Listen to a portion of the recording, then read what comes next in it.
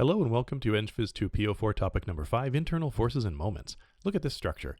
We previously could say, hey, that bottom thing is a fixed support, so because it has this mass over here, the whole thing is in equilibrium because of a net force and moment that's applied by the bottom. It can produce as a fixed support a net force in any direction and a net moment in any direction to cause this to hold still. Then we also might have said, this beam is kind of a separate beam from this one, so let's view this as a fixed support and figure out what force and moment must be applied at this surface to hold just the top part in equilibrium, because it isn't moving either. And same thing here. We might be able to we might have said, hey, let's split it right there and say what force and moment must be applied by the left side to just the right side. So clearly, if any one segment, like let's say this part DC there, is holding still, it must be because there's no net force on it, but it still has this force applied to it, so there has to be some net force applied to it by this left piece there, by BD, at that surface. Really then, we could kind of split an object at any point and look at the internal forces and moment that must be applied at that surface in order to hold the thing in equilibrium. That's exactly what we're going to do this week. So we're first going to cover how to describe these forces and moments and classify them, and define a sign convention for positive and negative axial normal, that is, and shear force, as well as the bending moment that is applied in 2D to cause this thing to hold still. Then we're going to introduce the idea of internal force and moment diagrams and develop some important relations between the internal bending moment and shear force. It turns out that if you know one of them, you can determine the other one, at least how it's changing. Using these topics, we'll be able to produce diagrams that help analyze and understand the internal forces and moments that arise in the types of problems that we were solving last week. So we'll resolve those, but with new understanding, with the ability to produce these diagrams, and then finally pave the way for the next 4 weeks analyzing elasticity in response to these internal forces and moments. So what we're going for are the ability to produce these diagrams for any given structure, to read them and understand where they may be faulty, like to look for mistakes in them, and to be able to relate the internal shear force and bending moment together and understand why they're related that way and how to extend it to different directions. So first up, a big section on 2D internal forces and moments. This is going to be the bulk of what we do, but then at the end of it, we're going to bring it back to 3D to give some perspective on how these things are related to the full 3D picture that's really going on. Okay, so axial force. If we have some object here that's in equilibrium, there has to be the same force applied on each side of it. Now imagine that you just mentally split it. You don't really cut it in half here. You just say that we're going to look at the left side of it and the right side of it, and then deduce what has to be applied at this interior surface, right? So just looking at the left side, this thing is in equilibrium, so it has to have no net force on it, which means the right side must be putting a force back on it to counteract this external force, right? The external force that's applied on the left of it. So that means that the right side must be putting this force on the left side that's just the same as this one, right? So the internal axial force along the beam's axis is why it's called that, also known as the normal force because it's normal or perpendicular to the surface that we sliced the beam with to look at the forces on. This surface that we're going to say is a kind of an internal fixed support. The normal to that surface is this axial force there. So this force has to be the same as the one that's applied externally. So we must have this applied everywhere inside the beam. Any kind of spot that we would look at, if we've got F on the left and F on the right, we have to have that exact same force all the way through. So you can see that this is a constant. This force would be the same at every point inside the beam because of the external forces that are applied there. So if we were to go and look at just this part of it, right, then there's got to be that same force. And if we move this cut, it doesn't matter because there's still the same force on the left, so we're going to have the same force in on the right. It doesn't matter how big of a slice you take inside this beam or which part of it you look at. It's all going to be exactly the same force to counteract this because nothing else is changing as we make this cut across. But let's imagine a different situation. Here you've got a point, like imagine a big concrete pillar here, and the weight is what's causing the ground to have some reaction force. And we often draw the weight at the center of mass, saying it's the effective spot that the weight is applied in terms of the forces, the reaction forces that have to be applied at the supports to counteract it. But really the weight is distributed. You know, if you were to take an imaginary look at a cross section of this, at a slice right near the top, then it only has to oppose this really small weight that the very top part of this weighs, right? So the force on the normal force on this internal surface near the top must be pretty small. On the other hand, if you were to slice it right in the middle, it's supporting half the weight, so that force has to be W over 2. And if you were to slice it right near the bottom, it has to be all of W. So in situations where you have the force that we're opposing growing, then the internal force has to increase too. This is useful for building up the language of discussing where the thing is going to break, right? You know if this column is going to collapse, if it's like a uniform material, if it's going to shatter under its own weight, it's not going to be shattering right at the top, right? The first place it's going to shatter is where the internal force is the highest, which is right at the bottom, because that's the one that's supporting the most weight, yeah?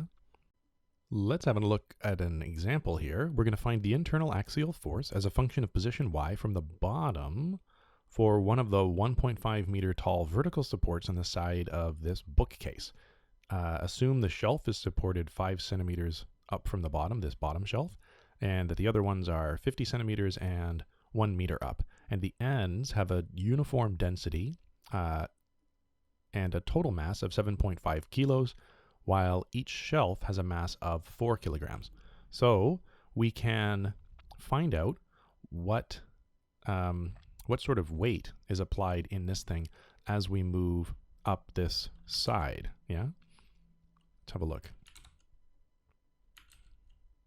So we're going to take this thing and slice just this part and look at it by itself. Okay. So now we can label some positions. We've got a direction X, or actually, sorry, Y. We call that Y. Yeah. Y going up from the bottom. And what are the Y locations? This one is at 5 centimeters. Get rid of the arrowhead here and maybe go to a more precise look here. Okay, so we've got 0, and then we've got 0.05, so in meters, and then 50, and 1 meter, and then right at the top is 1.5. Okay, so these are all in meters. And the other thing that, so now what we want to do is imagine that we're going to slice it at some point and try and deduce what the normal force has to be inside of this thing to be supporting all of that weight, right? So really we would just need to write some function which, as a function of y, is telling us how much total force we have on top of this thing. That is, if we were to slice it, let's say here, then what would the internal normal force here need to be? Or I guess actually we're going to apply a force that's up to oppose this. Right. How much force in the up direction on this do we need to be applying to counteract this, the weight of this thing going down? So this would be, let's call this Fy. Sure. And we have this internal force Fy that's applied at a function that's going to change with different positions, right? When we have a y near the bottom, when y is 0, it should be supporting the entire weight. And as we take y up above 1, it's only supporting the distributed load here.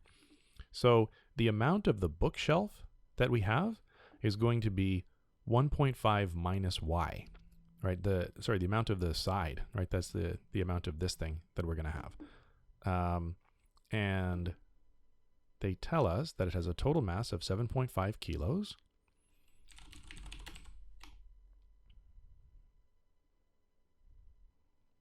So we can convert this into a function which is going to be giving us the total force when y is equal to 0. Maybe we'll call that weight of the side total would be equal to 7.5 times g, right? And we'll say g is 9.81. So this is going to convert it into newtons. Newtons per kilogram is g. So 7.5 kilos times 9.81 newtons per kilogram is going to give us the number of newtons on the side. It's going to be about 75 newtons.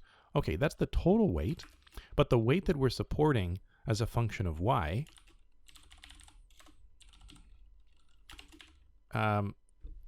depends on what the y value is. So it has to be something where when y is 0, we're supporting the total weight. And linearly, since it's a uniformly dense side, is going to decrease to 0 as y goes up to 1.5. So it's decreasing with increasing y. And the thing that's going to do that is 1.5 minus y times w side total. Okay, so this is going to be a function, starts at 0, and then increases up to our 75 as we get all the way up to the top, right? So let's try plotting that. Always good to plot a function you made up just to check that it actually works. So y is 0 to 1.5. Let's check. Okay, looks a little bit too high. Why is that? Why does it start at a y that's so much larger here? We said that it's going to be 1. Oh, you know what? When y is equal to 0, we're now multiplying this whole thing by 1.5. So that doesn't work. This does indeed start go linearly, but the problem is it doesn't start at 1. So in fact, what we wanted to do is have a 1 minus y over 1.5 over the total height. Yeah. This is going to be starting at 1 when y is equal to 0 and scaling down to 0 as y increases up to 1.5. Yeah, so now that's going to work. It doesn't scale the side by 1.5. We have our weight supported function there. The only other thing to add in is the weight of the shelves that we're supporting at the bottom. So at the bottom, we're supporting 3 shelves, but then if y is above 0.05, we're no longer supporting that bottom shelf. So the question tells us how much each shelf weighs. It tells you each shelf has a mass of 4 kilograms. So that means that we can write in W shelf is 4 times G, and then we can add in to our weight supported, like the total Fy, weight supported, plus the number of shelves depending on how high up we are. So let's go back to the graphic here. If y is less than 0.05, then we're going to be adding in 3 shelves. So let's do this with a piecewise function. Piecewise, y is less than 0.05, w shelf times 3, right? This should be added. We're going to add that much, the weight of 3 shelves if we're in this little segment right there at the bottom. Now let's plot Fy instead and check that it is adding in that extra shelf weight when we're right at the bottom. Notice it's still rising up as we go even lower down because we're supporting slightly more weight of this shelf if we move that last 5 centimeters, right? Now this is just saying all 3 shelves are supported at the bottom, but actually that's not quite true. We need to add to this the extra weight if y is less than 0.5. So if y is less than 0.5, we're still supporting 2 of those shelves. So we'll say w shelf times 2. And if y is less than, and let's test again. So there's adding in the fact that we're still supporting 2 shelves over this range. And then after we add the last one, we'll expect a bump here for 1 extra shelf between 0.5 and 1. So let's try that. If y is less than 1, w shelf. Yeah. Okay. Yeah. So this is one way to do it. We've plotted now what the weight that we're supporting is versus all these different positions. So up right at the very top, we've got no weight supported. And then all the way at the bottom, we're supporting all of the weight of 3 shelves, which would be w shelf times 3 plus w side total. So the 3 shelves plus the entire weight of the side. And that's our 191.295. If you want to, you can try and read that off the graph, or if you like, you can just say W max is equal to that, and then plot that as well.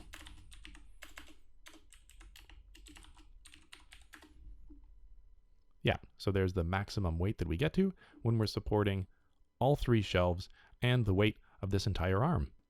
So this kind of a plot is useful for showing us where the force is going to be a maximum and where the beam is likely to break. This points out that yes, it's likely to break at the bottom, where we have the maximum amount of internal force that we need to apply. And it also shows us what the force profile is going to look like.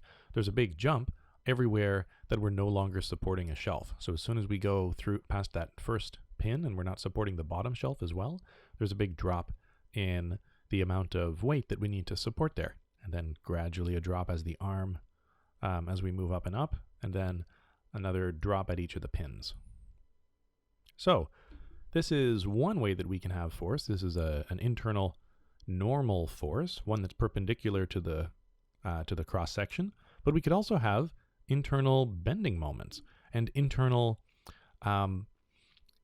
shear forces. So let's talk about what those are. Let's suppose we have a beam which is subjected to just these bending moments. So if this is x is horizontal and y is vertical, then these would be this would be a moment in positive z and a moment in negative z applied to the other side. So this is the idea of only moments applied at the external surfaces and no forces applied. This leads to exactly the same kind of thinking, through exactly the same kind of thinking as we had for the internal forces up above, that there has to be, if you were to slice it internally, this moment just kind of translated across the inside, right? So this is, on this piece, for instance, the right side has to be putting a moment on it, which is counteracting the externally applied bending moment no matter where you slice it. We'll have that exact same moment applied on all the surfaces all the way across. Now, we can also have the idea of shear forces. So let's suppose we take this structure. It has a little bit of a triangle support there, like a pin support and maybe a pin support there, and we push down in the center of the top. Well, this is going to be producing P over 2 there and P over 2 there for the whole thing to be in equilibrium. So you can check that this has no net force in Y, P over 2, and P down that way. And it also has no torque about any side. If you take the, or about any point, if you take the torque about this spot, then you'll have P at halfway of a moment arm, half of the moment arm of the full way across the beam, and then P over 2 at the full way. So no net torque about the right side, no net torque about any point either. These are forming couples, so that's not so surprising. Half of this forms a couple with this, and then the other half of it forms a couple with this, and that cancels everything out. Okay. Something different happens when you split up this diagram. If you look just at this left-hand side here, you see that we actually have to be applying some, not just a shear force, not just a force to counteract this, which is going to be a constant and then switch as you cross this thing, right? We would expect it to be P over 2 here, but then after we pass this, we need the same directed force to become negative P over 2. But there also has to be a moment applied, because this force counteracting this one will create a couple. This didn't happen for the normal force, right? The normal force, it didn't create a couple because they're collinear.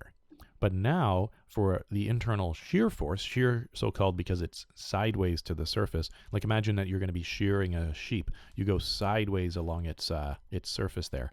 So shear force is parallel to the surface cross section, and this create a couple given by P over 2 times this distance.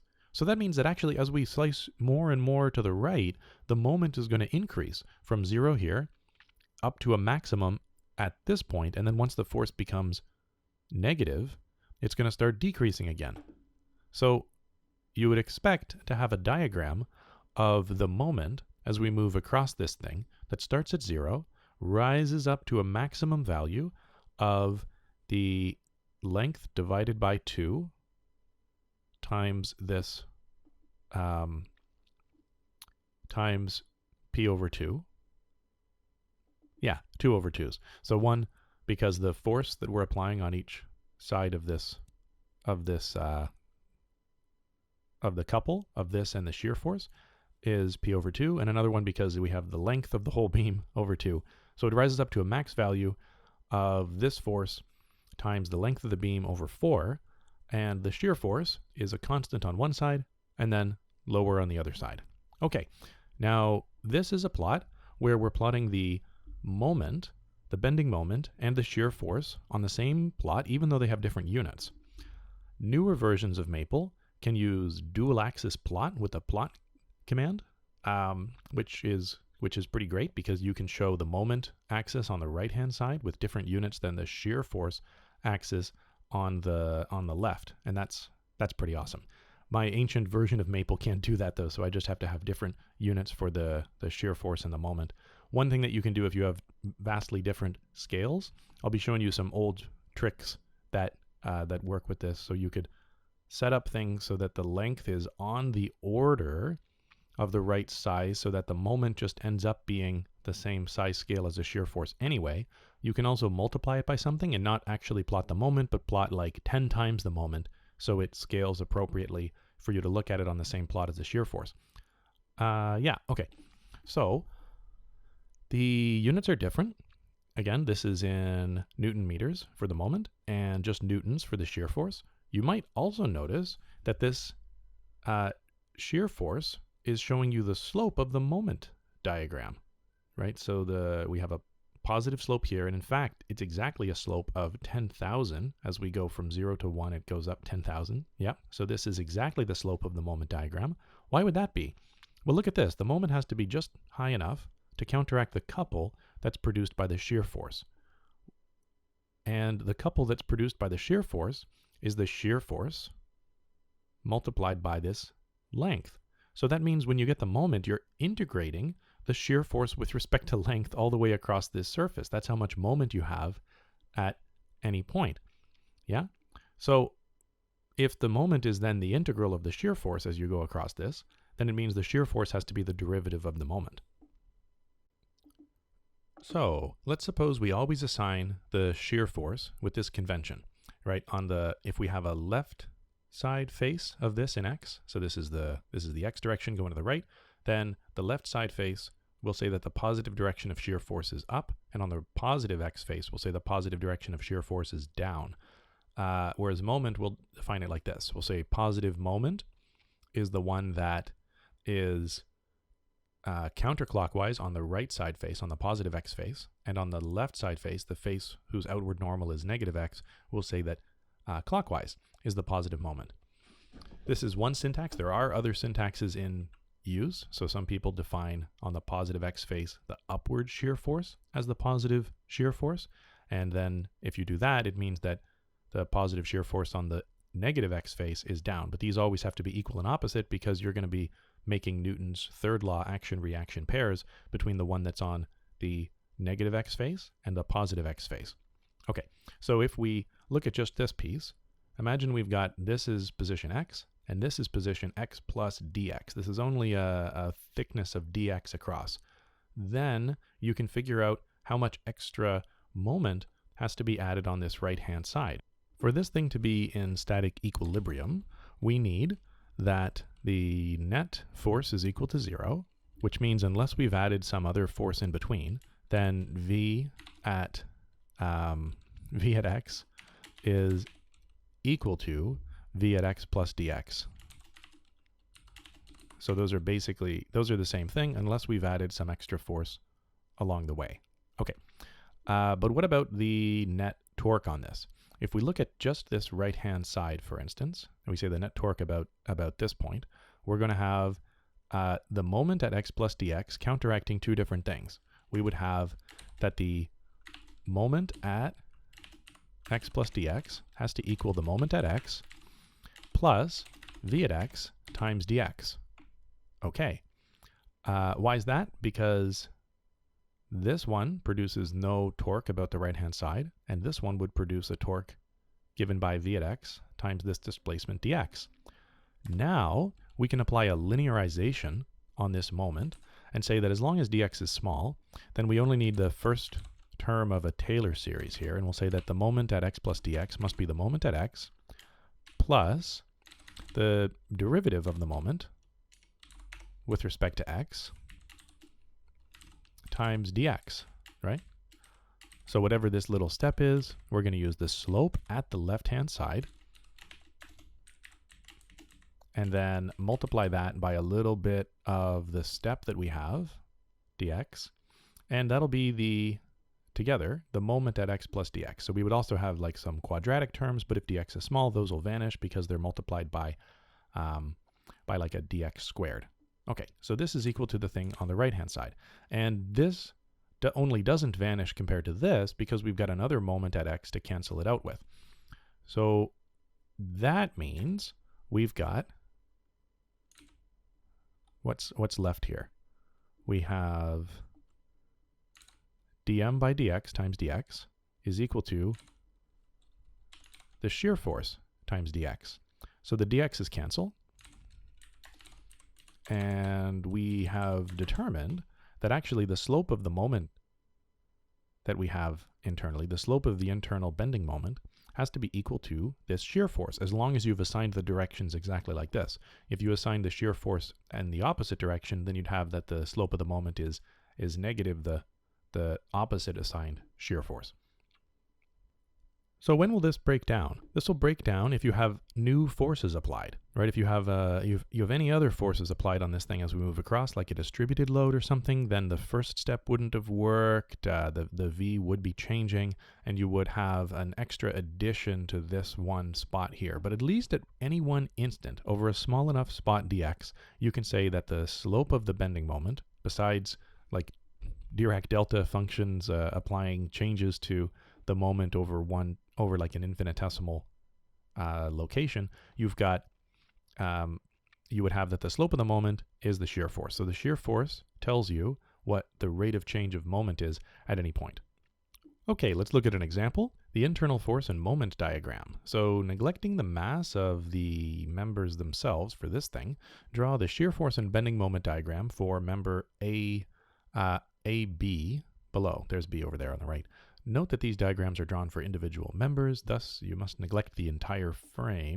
the entire frame rather, to calculate the reactions at pin G and roller C, and then find the reaction forces that members FG and CD place on member AB, and use these to find the shear force and bending moment diagram for AB. Okay, so here's this picture that originally came from EP2P04, and we're going to go to EP2P04's colorized version of this picture and start splitting it up and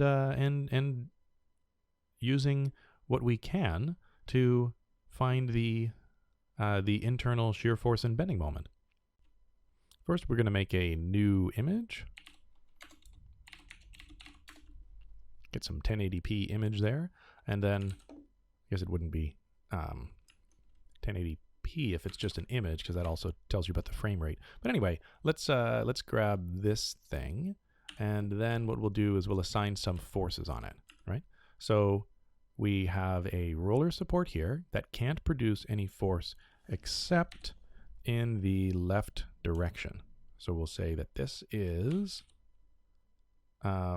maybe CX, right? We got some force just to the left at C.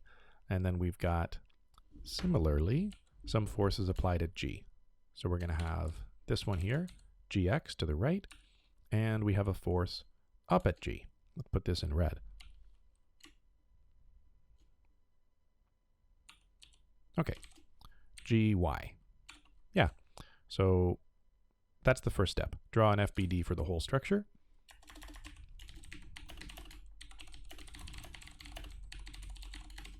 And now we can we can apply Newton's second law to find the reactions at the supports.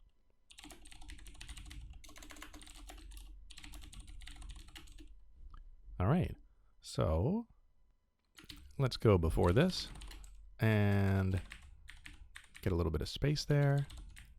What we can do is just solve for the things that we've got set up here. Okay, so we'll solve the three equations. We've got the net force in x is equal to 0, which would be cx. So minus cx, because it's applied to the left, plus gx is equal to 0. And the net force in the y direction is equal to 0. That would be gy up minus 2e3 minus 83 minus 2e3. And then we have the net torque about any point we like is equal to 0. Yeah, so what point do we like? Lots of options. Maybe if we pick this point at the right, then everything's sort of one step away and it's not so bad. Yeah, so let's do the net force, the net torque about point B. Okay, using right-hand rule, we've got a -1 from gx, that's 0.2 up, so -0.2 times gx. And then we also have a -1, one that's spinning opposite to the positive direction, which would be counterclockwise, of gy times this distance, so 0.3 gy. This one, the 2k there, makes no torque about point B. This one is 0.6 away and makes a positive torque, so plus 0.6 times 8e3. Then we have the cx, which has a moment arm that is 0.2 down to the perpendicular to that vector. So 0.2 down times cx, again in the same direction as these supports. So minus 0.2 times cx. And then the 2k, which is the farthest away, is 1.2 distance to its to where it's applied perpendicularly, right? So that would be plus 1.2 times 2e3. All right, so that should be enough to let us solve for those forces. And what do we expect? Gx and Cx should probably both be positive because this, well, Cx needs to be positive, and that means Gx is going to have to be positive the other way so that they can cancel. This can't be 0 because if it was 0, then we would have no way to counteract the torques that these things create about point G. So there we go. Okay, and we did indeed find everything positive. Gx is 9,000, same size as Cx, and they're about the same size as the applied forces, a little bit larger. Gy is quite large because it has to counter all three of those, so we can sort of see that from the net force and y equation as well, that it's fixed to being that. And there we go. So the next step is to take the diagram that we have and split it up so that we can look exactly at what the reactions are that are applied to this center beam only. To do that, we're going to take this thing and then go down here. Actually, let's make 3 different cuts of this thing. How about, oh, you know what? This is going to be good. Okay, so here's what I'm going to do. I'm going to make a new layer, which has the hotkey Control-Shift-N, if you'd like, and then what I'm going to do is grab just this thing and cut it and then paste it detached. Aha. And then same thing over here. We're going to take just that thing, point C there, and cut it and paste it detached. You know, this one, I'm not sure I like that because I think that's maybe too far away. Let's grab that with some of those dimensions in there and just sort of shift that down. Oh, I copied it. Let's use a cut. There we go. Okay. Yeah, that looks all right. So now we can go in and label the internal forces that and moments that must have been on this split. So let's use a different color for this. This is at point D that the split is taking place. So we've got kind of like a dy there. dy. And we've got an x force. I don't need to assign this in the direction so that it'll be positive, but it helps because now we have a little bit of a check later. So dx you can see right away is going to be the same as cx, so that will be positive. And what next? We have a moment. Which way should the moment be applied? Cx is making this thing twist like that, so we're going to have a moment that is in that direction. Again, not necessary to make things so that they are actually positive, MD. It just is going to make things easier later when we go to check.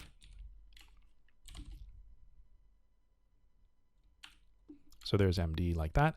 And most important thing is to make sure that we've got Newton's third law action-reaction pairs. Let me show you a way that people mess this up a lot for the next one.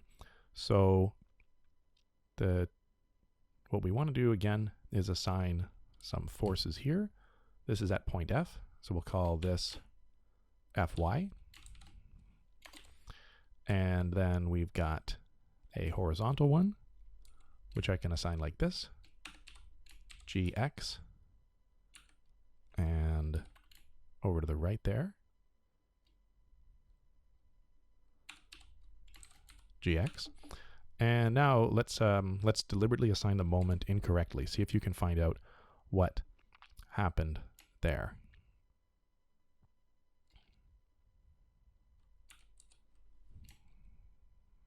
Oh, wait, I called this one Gx already. Well, I mean, we know it's going to be Gx from this thing having equilibrium, but I suppose I should have called it Fx. So, yeah, let's go back. Okay, Fx, Fx, yeah. And now the moments.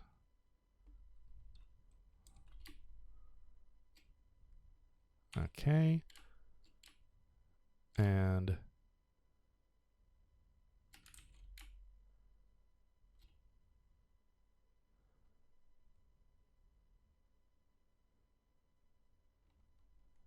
wait. Oh yeah, like this. This is what people do. Okay. Yeah, this moment is not a Newton's third law action-reaction pair for this one. This spins the same way as this one. So they're not opposite, right? That's a check that you have to do, is make sure they spin the other way. It's good to make them always on the outside of the surface. You can do this by reversing it twice and drawing it inside. So if we go inside here, like that, I mean, technically does oppose this thing, but it's confusing because it looks like it's coming from inside the object.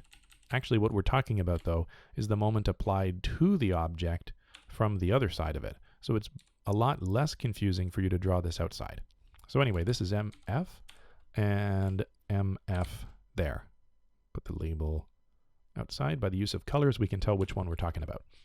Okay, so there's our setup to be able to determine what the reaction forces and moments are that are applied to this object. Here's one trick to get a good cut is go once and then twice once you've got it lined up on the other side. Okay, so now FBD to find the forces and moments applied to ADEFB only. So now we can go and apply the Newton's second law equations to each of these pieces. So for CD, we'll have negative Cx plus dx in the x direction. In the y direction, we have just dy. And looking only at this piece now, not up here, the torque about any point we like, let's see, about the top point here, we would have md in the counterclockwise direction. And the clockwise direction, we would have Cx minus this. It's really hard to see on the diagram, but looking back at the first one, it was 0.2 down. Cx times 0.2. Okay, so that should tell us what MD is and what dx is. And we can just do this sort of one piece at a time. Assign that. Now, let's try the top piece. So try just GF, maybe FG, whatever you want to call it. Try this one on your own. Here's the answer. So minus fx plus gx plus gy minus fy. And looking at the bottom again, we're going to have gx times 0.2. Counteracting mf. So this one actually makes it in the negative direction. mf minus that. Yeah. And I think we set these up so that they'll all be positive as well. Okay, looks good. Assign those. And notice that this is the way to do it. A lot of people have trouble where they kind of write the whole thing out and don't check along the way. No. It's so easy to make a mistake earlier on and have something not quite make sense. The number one concern that people have is their solve command is solving a set of equations, but they haven't looked at what they're really giving the solve command to solve. They haven't written it out like this. They've just kind of got a big, like some solve equations, and they didn't check. They calculated equations with a formula earlier, like a sequence, maybe like we were doing in topic 3, but they don't look at what was being sent to the solve command to help debug it. So definitely do that. So next thing, now we are in a position, now that we've solved all those things, to start looking at the internal forces and moments. And the way to do this is first to draw a free body diagram for those. So let's go over to our paint program again. And now what we want to do is split up this beam at some spot so that we can draw what the internal forces and moments are. Now, the way you do this is you imagine a moving point along the beam as we go from like left over to right that has these internal forces and moments applied to it. So let's maybe take this thing and cut it there. And now we've got a way that we can draw this. So let's have 3 different forces. We'll have a shear force, which by default we've sort of drawn like this, V down. And we'll have a normal force that we've drawn over to the right there, N. Actually, you know what? Let's put the normal force first, and let's make it red, because that's what Maple is going to plot it as in this version of Maple that I have anyway. N, and then V is going to be green, and the third one I think is sort of like a yellow color. Yeah, okay. So we'll make the bending moment assigned like this by default. M. Okay. And this these are Newton's third law action-reaction paired with the things on the other side. So we'll have the same bending. When we talk about M, we're talking simultaneously about the one applied this way on the right side of the left piece of the split, and the one applied this way on the left side of the right end of the split. Okay, so we also have the same normal force there, and we'll have a shear force, which is applied upward on this side. V. Yeah, kind of ran out of space for the V there. Yeah, okay, so this is the, I guess we don't need these other pieces up there anymore, but we can keep them all in, sure.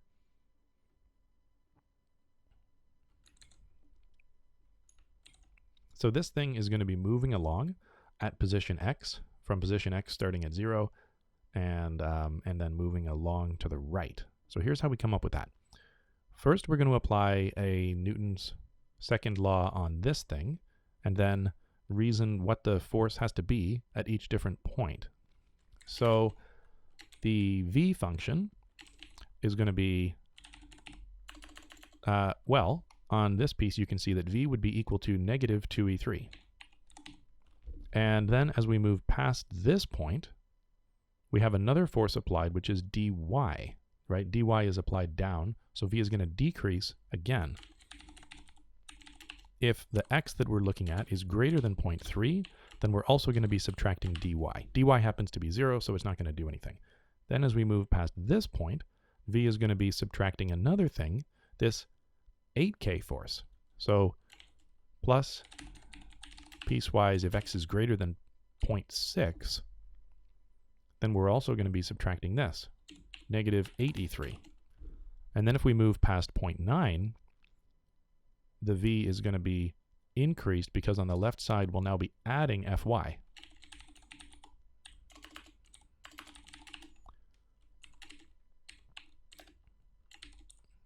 Okay, and then as we move, if we were to move past 1.2, the beam is over there, but we can pretend that just past 1.2 we would be subtracting off the 2k again.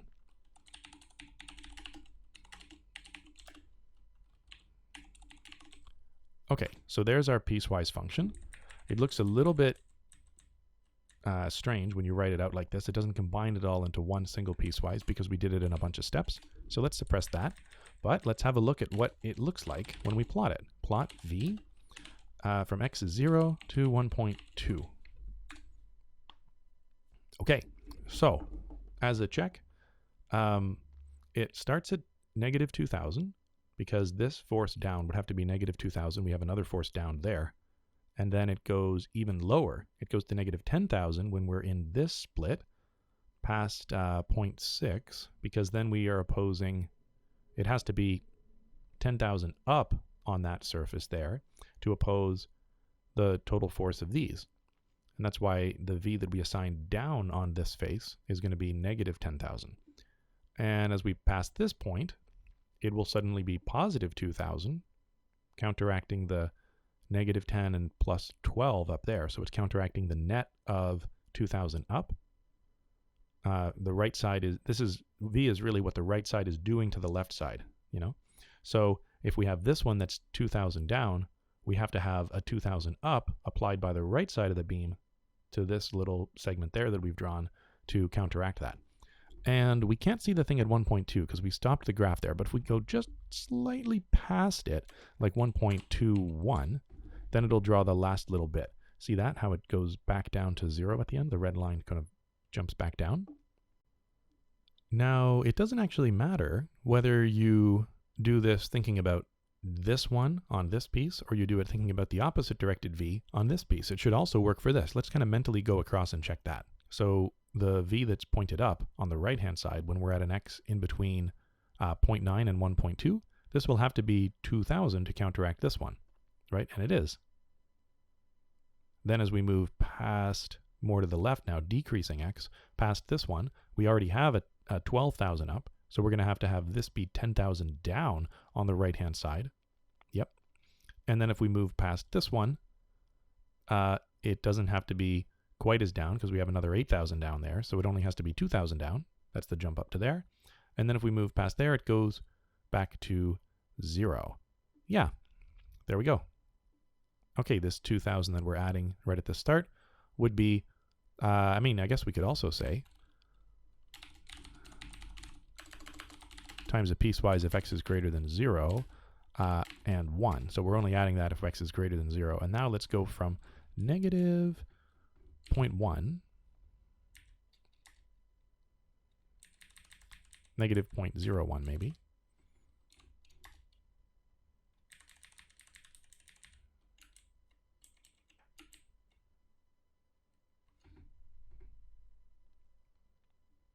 oh, these aren't showing up because the where it jumps up is at the same spot as the axis. So you can't quite see it, but it does jump up there right at this axis spot. Well, that's the shear force. So what about the normal force? Doing the same kind of logic, we can start with the normal force and say the normal force starts at 0, but then once we pass this point, once you pass 0.3 over, we've added in Cx.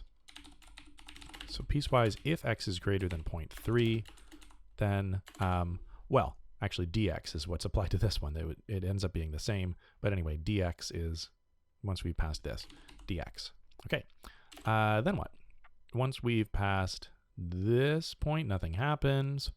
This point we've added in, we'll be subtracting fx. Fx we assigned is the one going to the right on the bottom piece.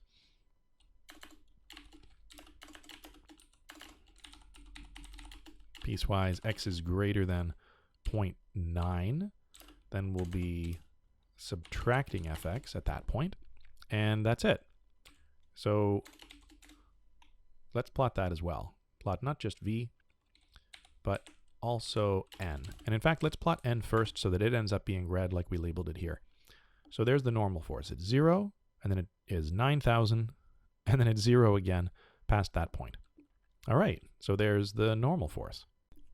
This tells us that the only place the beam actually has internal normal force is in this segment between D and F. And that's the parts where it's kind of being pulled apart by the reactions that these supports applied to that internal beam. There's no X force applied on this part and no X force applied on this part because there's no externally applied one, so there'd be nothing to cancel it with. And the last part is the internal bending moment. So the bending moment we could get in a couple of different ways. One way to get the bending moment is to kind of manually go through and think about what moment has to be applied through the couples that we have here. So at first so let's look at it like this. If we take the net force about the right-hand side at any point, then we're always going to have a couple created, or we're going to have a net torque created by this force times the distance away that we are. So the bending moment will be giving us something from this 2K, 2e3 times the distance away. But the problem is that creates one which is, well, let's see. So that one is going to be in this direction, right? And that is not counteracting the moment that we're applying. So the moment that we've assigned here, counterclockwise, will have to be more positive if we have if we have another force creating a torque in the other direction. So the moment as assigned here will have to be negative to counteract this thing times that displacement x. So it's negative that times x. All right. Now what happens as we cross this point? Well, we're going to add in a point moment, right? This moment is going to have to jump up to counteract the one that's applied there. So piecewise, if x is greater than 0.3, then md, but then that's not all we're going to add. After we cross this point, we have, even though it's 0, it's not going to make a difference. Let's pretend that we're adding dy, right? dy directed down on this is going to be decreasing is going to create more force down, right? So that means that the moment that we're going to be applying would be reduced by dy times the distance x that we are away from 0.3. X minus 0.3 would be that moment arm. Okay. Now, what happens as we cross this point? Same idea. So after we cross point E, piecewise, x is greater than point E, which will be at 0.6. Then we're going to have a minus 8e3 times x minus 0.6, because that's the new extra moment arm for this force. What next? Plus, after we cross this point, the internal moment is built up again by this one. That's also in a counter direction to this one that we applied. Piecewise, if x is greater than 0.9 mf, and what else do we have there? We've got the x force doesn't create any moment on this thing because it's collinear as we move across. We're imagining this is a thin beam, but the y force does. So the y force is going to be increasing it, right? Because this is an upward one. And it makes sense that it's adding in the opposite direction of these other forces because of how the shear force worked out. So when we add the y force, that's going to counteract what's applied here. So mf is not the only thing we add there. We also add fy times the moment arm that we would be at any other point x compared to this point, x minus 0.9. Okay. And that's it. The only last thing we would do is if we were to try and set up the graph so that we can go past this point, then we should also add piecewise x is greater than 1.2, x minus 1.2 of a moment arm times negative 2e3. Okay. So let's see. No missing brackets. That's a good sign. Let's plot that as well.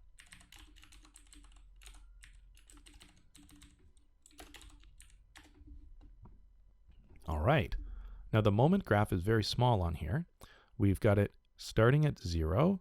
You can see it kind of crosses the axis in that direction a bit. Let's try making this a little bit bigger here. Okay, so crosses the axis there and then is decreasing. So we need a negative moment because of this thing that's applied, and it starts at 0. We don't need any moment applied there because there's no torque applied by that when we're right at the edge. Then as we start increasing, it's negative, negative, negative, and then it jumps up a lot because of this positive moment applied by this thing. This is doing a lot of work to stop it from twisting. Yeah, and then decreasing, decreasing, decreasing because we have the shear force still applied there. And then there's a change in the slope of the moment. It starts decreasing faster because the total shear force applied is larger. So this is after we pass 0.6. What's going on there? Past 0.6, we've got an extra force applied there, which means with more things bending down, the moment has to become more and more negative. This moment that we'd be applying internally is more and more negative as we move this across, as we move our point where we're looking at the internal forces across, until we pass this point when the moment jumps up a lot, and also the slope of the moment will jump up a lot and probably become positive. Let's see. Moment jumps up a lot and the slope becomes positive, returning us to 0 as we reach the end of the beam, again because there's no point moment applied there. So what have we learned? We've learned how to make the internal shear force, normal force, and bending moment diagram. We've learned what they look like, the fact that they should return to 0 at the edges and can only jump if there's point loads, or in the case of moments, point moments applied. Now, a check that we could do is using this trick, right? Because the derivative of the shear of the moment is supposed to be the shear force. So we might consider, hey, why don't we try and make a check here and say, let's check the shear force. V check is equal to diff of the moment with respect to x, and then we'll plot that as well. Now actually it didn't work. You might have thought, oh wow, it's perfect. It's all great there.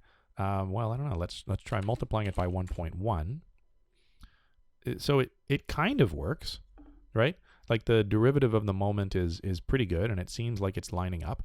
And this is kind of amazing because the derivative at those points is undefined. Like right at the edges, it is not working out, right? So despite that, you could use this as a check of this thing. So Maple is with plot in Maple is very robust, right? It just says locally what's the derivative of the moment graph, and then it is able to plot that. It doesn't work right at these jumps, but at any other point where the moment is just a straight line, we can plot the derivative and see that it is actually equal to the shear force. So that's pretty cool. Which means that if you go and write the moment graph, you don't actually need to compute the shear graph as well. You can just write in the moment graph, and you can just write that the shear force is the derivative of the moment. And this worked even though we had point shear forces applied because we took care of them in the moment graph, and it worked even though we had point moments applied. Those point moments don't have any effect on the shear force graph. Now, that's kind of neat. It means that you could save off on writing this one, but most of the time how you might want to use this is instead to find the moment more easily. So if the shear force is the derivative of the moment, then the moment has to be the integral of the shear force. So we can integrate the shear force up to point X and then try and plot that as well.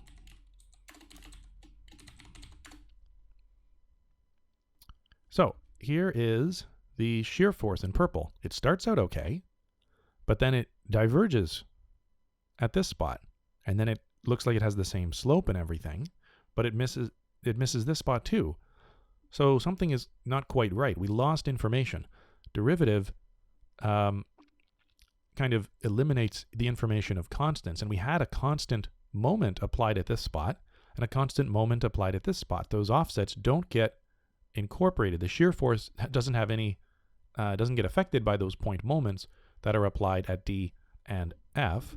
So if you want to solve things from the shear force to get the moment graph, you can still do that as long as you also add those back in.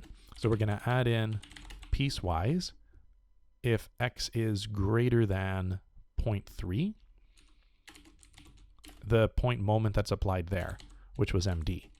And then add piecewise X is greater than 0.9, the point moment that was added there, which is MF. And now the check has aligned with the other moment graph. So if you like, you can use these as checks that you've calculated the shear force and bending moment correctly, or you can use them to as an easier way to produce one of them once you've got the other one. Even though this is definitely an easier formula to produce the shear force than this is to produce the moment one, because you've got to account for the point moments, using this one has the advantage that you don't have to think about these moment arms all the way along when you're adding in those point forces and calculating the moment graph. And that might be, so overall, it's probably more of a simplification to do this by finding the normal force, finding the shear force, and then using the moment formula here, where you just integrate the shear force and then add in any point moments. So there's also another example in the notes following this, which has a distributed load on it. And the only difference with the distributed load is that you will have to add in the effect integrated like you would with any distributed load, but it's integrated up to whatever distance you're talking about. Besides that, it's exactly the same. And with a distributed load, it makes it even more of a time saver to use that trick where you find the moment by integrating the shear force. Rather than doing this one, we're going to do an even better one in the practice problem notes. One thing to note is the result of this, what it looks like. So what do we have here? One of these is the shear force and one of them is the bending moment. Can you tell which one is which? Well, one of them's got to be the derivative of the other one, right? So the straight line is going to be the derivative of the more parabolic thing that's going on here. So it looks like this one must be the shear force and this must be the bending moment. The fact that the bending moment goes to 0 at the ends means that there must be no point moments applied at the end of this, but the fact that the shear force doesn't must mean that there is a point shear force applied at the end. So let's see. This is the one for this diagram, and you can see the supports. We have a pin support there and a roller support there, which can apply point forces, shear forces, but not point moments. So that is consistent with what we saw in that diagram. So at this point, let's take a bit of time to reflect on where how we got here and where we're going. So the Newton's second law has given us that the net force is equal to mass times acceleration, and in angular motion, the net torque is equal to moment of inertia times angular acceleration. If an object is in static equilibrium, meaning that it has no acceleration in either the linear or the angular sense, this gave us two vector equations, that the net force is the 0 vector and the net torque is also the 0 vector. In 3 space, these vector equations are 3 scalar equations each, so we have 6 total scalar equations, 3 for force and 3 for torque. But in 2D, if we're only in the xy plane, for example, and we could kind of move around where the xy plane is to align with our two-dimensional problem that we're solving, then it's actually only 3 non-trivial equations. The force in x and force in y are 0, and the torque about z is 0. That's what we've been working with for the last couple of weeks. But let's kind of step back and say what's going on at internal forces in general. We take some beam that, let's say, still extended in x, but pretend that it's a 3-dimensional beam now, and the z is going to be important. So this has a depth z in and out of the page. Z points out of the page by the right-hand rule. If we split it, then we've got a net force applied to this surface by the right-hand side of, let's just say, vector F, and a net moment applied by the right-hand side of vector M. They're not like 90 or 30 degrees apart or something. It depends on all of the external forces on this that we're not showing, on what these would have to be for this to be in static equilibrium. You can deduce what these would have to be just from knowing what everything else is on this, like we were doing in topic 3. In a vector sense, or in a 2-dimensional sense in topic 4, and then in this topic.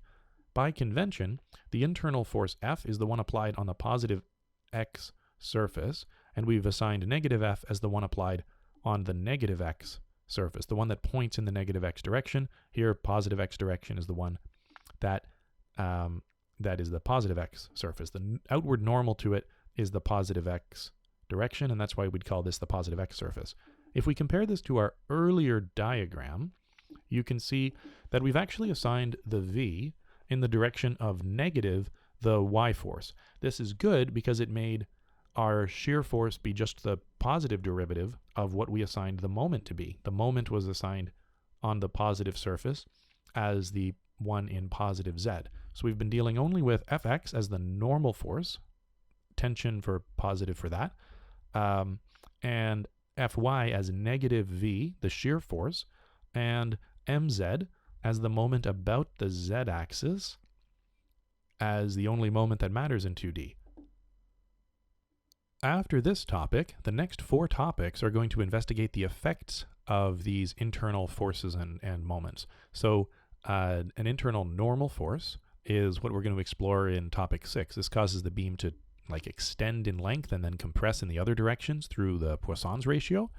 The internal shear force will cause a shear deformation, making what was a rectangle turn into a parallelogram. And the bending moment will cause it to bend into an arc. That's what this bending moment does. But we have some other ones. So what about Fz? Fz is the one in and out of the page. That is just a different shear force on this surface. So on the positive x surface, the Fz behaves just like V here, but causing a different shear deformation. My is another bending moment. This would be the moment about the y-axis in and out of the page. That's the one that's associated with Fz. So in the same way that the y force is related to the moment about z, the y shear force on this x surface is related to the moment about z. Through a derivative as we move across the beam, derivative in the x direction. It turns out that the z shear force is related to the moment about y, but we won't have the same negative there. We'll look at that in just a second down here. But there's yet another thing, and that's the moment about x. This is what's called a twisting moment. So that would be a moment that makes the thing not bend, but twist, go into a torsional deformation, which we're going to explore in topic 9. So if we take an infinitesimal piece of this, that's a step dx from one x surface to the other x surface, I mean vector dr, but it's really just a step in x, then we can work out what the relationship is between the vector moment and the vector force on these surfaces. So the net force equation says that this force has to be equal to this force if there's nothing else applied to it like before, and the vector moment equation really the vector torque equation will tell you that to get no net torque on this thing, we have to have, let's suppose we take the net torque about the left-hand side.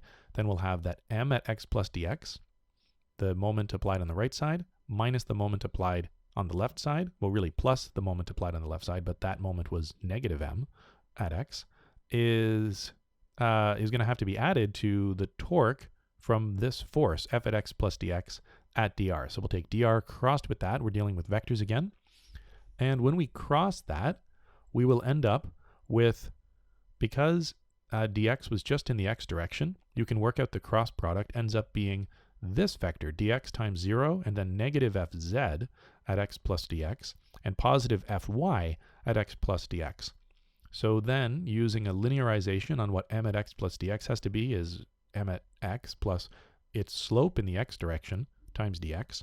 We come up with a very similar setup for the derivation as we had before, and get that the slope of the moment in a vector sense is 0. So the torsional moment del mx by del x is not changing as we move across as a result of the forces there. So the normal force being collinear with the displacement has no effect on what's going on here. The moment about y, which is the one that's impacted by the z force, is going to be just changing with a slope of that z shear force. And the moment about z, the one we've been dealing with in 2D, is has a slope of negative fy, negative the y-directed shear force, the one we've been dealing with in 2D. So negative fy, remember, is positive v, because we assigned it as on the right face going down. And that's what got rid of this negative sign there. So you can see that the two bending moments are changing with a slope that is proportional to, well, equal to plus or minus the appropriate shear force, while the twisting moment doesn't change along the thing. This all doesn't work. Well, let's say this all does work as long as you don't have any other forces applied. It gets changed when you have a point force applied. These things can jump. And it would be modified if there's some kind of distributed load across this, like a weight of this object. So the bending moments seem to be related to the shear forces, while the torsional moment seems to be related to the normal force but doesn't change as a result of it. Interestingly, in terms of where they come from, the bending moment, you might note, is actually created by couples in the normal direction. So a couple in the normal direction is responsible for mz. If you had a force couple of the force on the negative z being different than the force on the positive z, you would create a moment about the y-axis. Whereas this torsional moment, the moment about x, is actually created by gradients in the shear force, by couples in the shear direction. So forces in the z and the y direction being different on one part of the end of this beam than the other are what's responsible for the twisting moments. So on a microscopic scale, we don't have to worry about moments at all, and it's all going to turn out that the reaction force from one side of this internal surface to the other one is done with a stress distribution, combination of axial, that is normal to the surface, and shear stresses that in the right way can produce all of this exciting net force and moment effect that we've been seeing. And this is going to pave the way for the second half of the course. Thanks for watching. I'll see you next time.